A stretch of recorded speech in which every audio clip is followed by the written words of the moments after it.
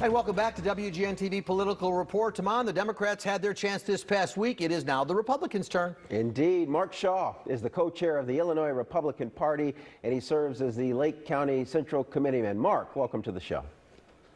Thank you for having me. Yeah, we really appreciate you joining us.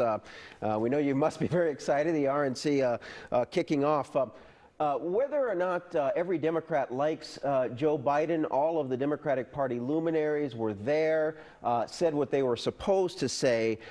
Just wondering if we will see the same sort of situation at the RNC. Do you expect former President George W. Bush, for example, to give some remarks supporting Donald Trump? Well, what I do know is that we will have speeches by a number of luminaries, including former UN Ambassador Nikki Haley, Vice President Mike Pence, and of course President Donald Trump. As far as who else is going to be in the lineup, instead of having this pre-taped and pre-canned like my colleagues on the other side of the aisle did, all I'd like to say is to encourage everybody to tune in and see what we got in store. It should be a very interesting and informative and positive convention. Are you saying, by the way, it's pretty much going to be live all week long?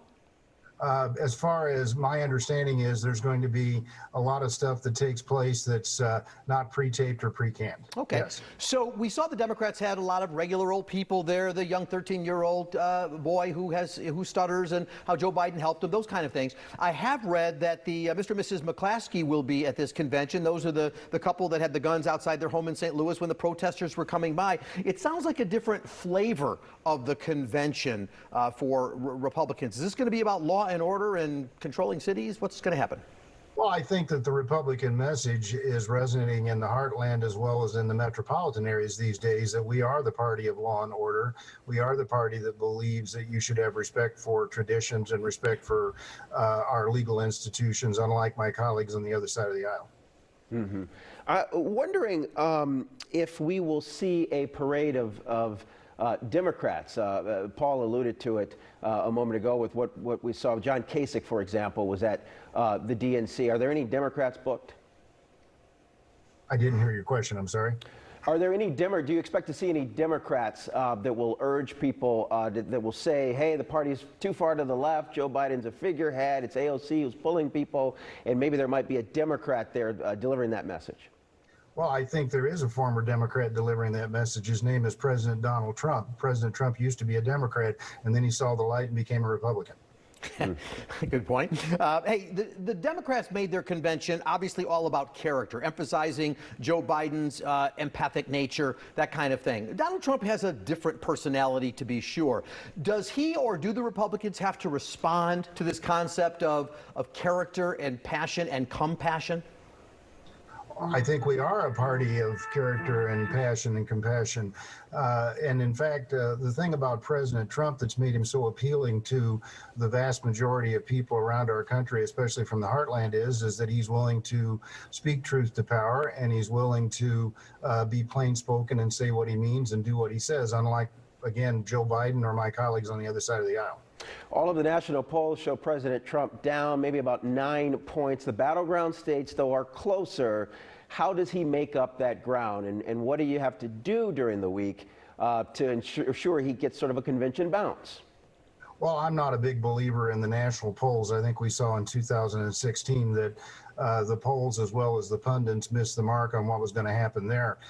President Trump was able to enthuse the heartland of America to rise up and let their voices be heard, and he won the presidency fair and square in 2016. I think you're going to see the same type of thing occur this time, and the fact that the so-called national polls, which I don't even know which polls you're speaking of, are suggesting that the former vice president is going to run away with this, I think are going to be sadly mistaken. Referring to the Wall Street Journal, NBC News poll, the ABC News poll, and the CNN poll.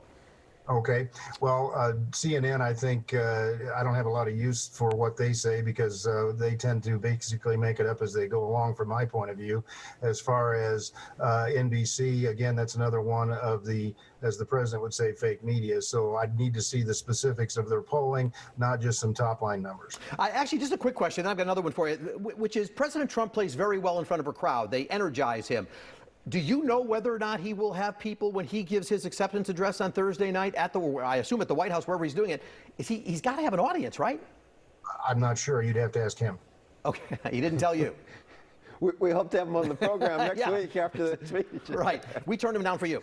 I appreciate that. So listen, the Democrats made a lot of allegations. Actually, Joe Biden specifically talked about the fact that President Trump hasn't done anything about the allegations of bounties being put on the heads of American military. He is the commander-in-chief. Do we expect the president to respond to some of the specific allegations that were thrown at him? I don't know that there's any need to respond to such allegations that basically I've seen no credible evidence to support. What we haven't seen is the vice president responding to the defunding of the police, the Green New Deal, Medicare for all, and some of the other far left socialist policies that his party stands for. So somebody needs to get him in front of a truth or dare type of program and have him to answer some of these hard questions. All righty, Mark Shaw from the Illinois Republican Party, thanks for your time. Really looking forward to watching the convention, frankly, because we just don't have a schedule. We don't have a lot of details, so we will definitely be tuning in. And we'll be talking about it every night as well. Thank you, sir. Looking forward to it. Thank you, gentlemen. All righty. We're going to take one more break, and we'll be right back.